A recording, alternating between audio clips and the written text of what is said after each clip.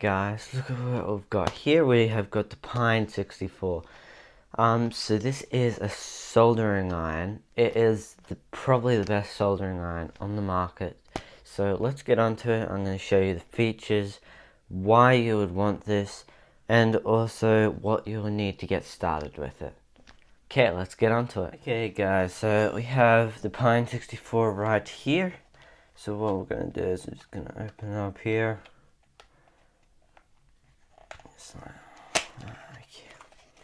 You guys probably already know this. Okay, let's get our first look at it. Yeah, who cares about the box? We've got some instructions here. Okay, we have the actual soldering iron. So this is the soldering iron bit. We have plugs at the back. So we have the barrel plug and USB-C in here. So for the tests later on, I'm going to be using the barrel plug because that's all I have at the moment. Don't have any USB-Cs. Okay, so we've got plus button, then we've got minus button. Nice little grip, feels good in your hand. Okay, looks like it's got like a stand in the bottom so it doesn't roll over and or burn your table, but that won't matter for me because I've got a little stand for it. Okay, now we have the soldering iron bit. So this is the iron bit. Obviously I've already tested it, but that's what it should look like later on once you've turned it on and heated up. It's probably going to get a bit dirty, but don't worry about that. You can buy replacement soldering irons. I think the TS100 soldering irons barrel plug, it should be the same as that. Just double check it is the correct size. And then we have a resistance from these two prongs here. Well, things here. Let me just see in the instructions. It should set somewhere around here. It's like 16 ohms and 32 ohms, I think. I don't know. I think you want the lower ohm so then you can get more wattage out of it, which means heats up faster. Okay, so this is just completely foam, so who cares about that as well. So now this just plugs in like this. Oh, so satisfying. Okay, now we're going to grab a screwdriver and then we're going to just screw in this top one right here. If you want, you can screw in the bottom one, but nobody does that. Okay, so we're going to screw it in nice and tight. Okay, we don't want that wobbling about while we're soldering, okay? So now you can't pull it out as well. Awesome, that's pretty much it now. If you look in here, it should, really depends on if you have the V2, which is what I have, or if you have the version 1. V2, you can use a 6S battery, okay? But with the V1, you can't use a 6S battery, but, well, you can, but you're doing it at your own risk, okay? Awesome. Well, that's about that. That's all that comes in the packaging. Now I'm going to power it up. Okay, let's get on to that. Okay, so here I have a 20 volts, 5 watt power supply just hooked up to this. I don't know what the diameter of this is, but it's not the standard one, so don't go trying to plug it into there if it's not the right size. Otherwise, you can damage the pins on the inside, okay? And that would not be good. Okay, so now we're going to grab this, pop it in there. There we go. So now it's turned on. This is the home screen now. To heat up, you would just click the plus button. But if you want to go into the menu, click the minus button. So we're going to click the minus button. Now we've got power settings. To go into a menu, you click the plus button.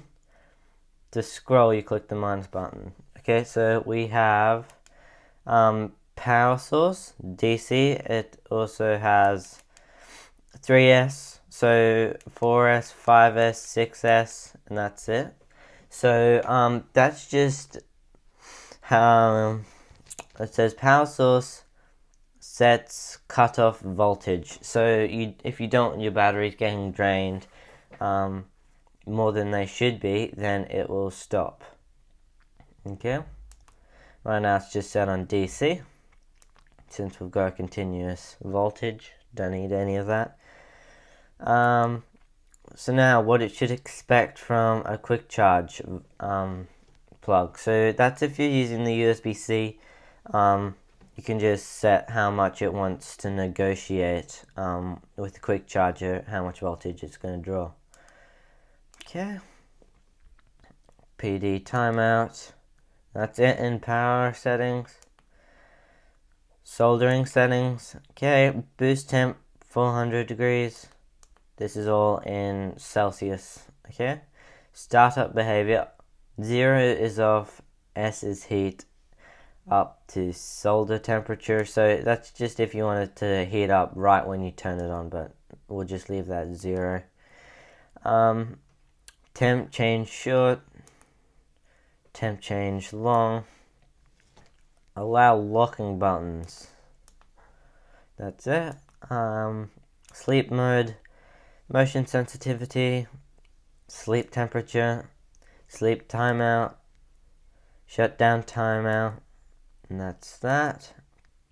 User interface, temperature units, Celsius, so this is where you change it to Celsius or Fahrenheit. Display orientation, so this is one of the features it has. It can auto, so see how it just turns over? That's because it has a sensor in there to see which way you're holding the soldering iron. I've got it set to auto right now. Cool down flash lines, so if it's cooling down, it will just flash lines, okay? Scrolling speed. Swap keys, so that's if you want to swap minus and plus. I really wouldn't recommend that because otherwise it'll get very confusing. I don't know what that is. Pace of icon animations. So animation speed, animation loop. Now we have the brightness of this OLED screen. Then we have invert the colors, so that's if you want it to be black or if you want it to be white. So like this, see how it's opposite. I think I like it the black with the white, so unticked. Boost logo duration, detailed idle screen, detailed soldering screen. And now advanced settings. We have a power limit, so if you don't want it to draw too much power, like 5 watts, 10 watts, etc. Restore factory settings, calibrate temperature, calibrate input voltage, power pulse, that's for the QC, for negotiating, I think. Power pulse delay, power pulse duration, and that's it. That's everything. Okay, so now let's heat this thing up. So now we're back at this main area where we turned it on. It was like this. So now we're going to click the plus button. Then it's going to suddenly shoot up in temperature, and that's when you don't want to touch it because that's now hot. You might not be able to see it, but it's starting to smoke. So now it's always good to wear safety glasses.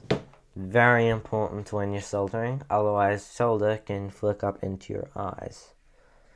So pop them on. Bring over my soldering set. And then we want some decent solder. So the difference between some good solder and some bad solder is its flux to, well, it should be, alloys is 60% SN and 40% PB, okay? That's probably the best one to get because it solders at a lower temperature than all the other ones. Okay. So now I'm just gonna grab a PCB board. Okay, so we have a PCB board. Obviously, I've used this for testing the soldering lines. Just lift that up. I'm gonna pop it in these two. You don't have to use this. You can just solder it on the ground. Just beware not to touch your fingers. Touch your fingers with the soldering iron or anything. Okay. So now what we're gonna do is we're gonna put the soldering iron on the pad that we're gonna want to solder on. So let's just go this pad, so put it there, and then we're going to take the solder, and then we're just going to feed it into where the tip of the soldering iron is. And then we're just going to hold that there for a few seconds, and then take off your soldering iron. Then I like to wipe my soldering iron after each solder. Okay? And then we're just going to do that for the whole row. Nice, okay.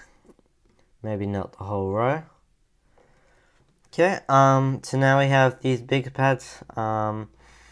We can just solder them up, just like that. Super easy. This soldering iron has got plenty of temperature. I like to keep my soldering iron at 340. It's just above what is recommended. So 340 is just enough temperature to quickly heat up your solder.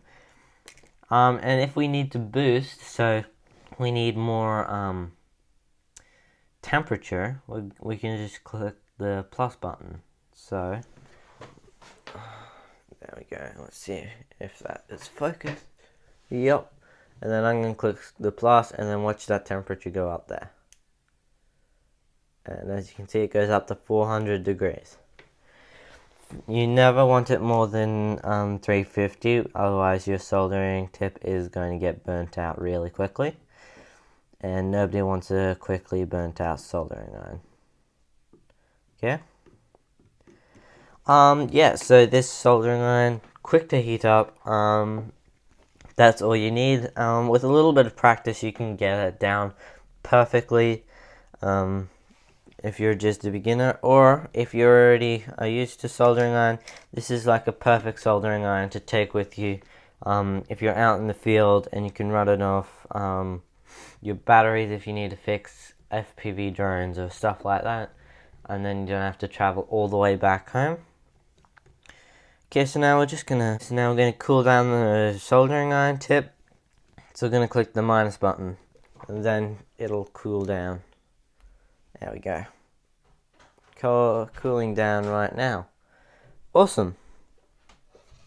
Okay guys, so in total that's everything you'll need is soldering iron, screwdriver, so this is the perfect type of screwdriver. Right there. And then we have some glasses of some kind. Preferably not the glasses you wear in sunlight. And then we have some kind of power supply. So you want a good power supply that will be able to supply enough power for it, okay? Now, good solder, and have a look here. You can buy this solder at JCar or online anywhere. So we have this, and that's about it, okay? That's everything you need for it. That's about it. See you guys in the next video. Subscribe and click on that video there. This is what YouTube says you would like, so make sure you click on that, okay? See you guys next time. Bye.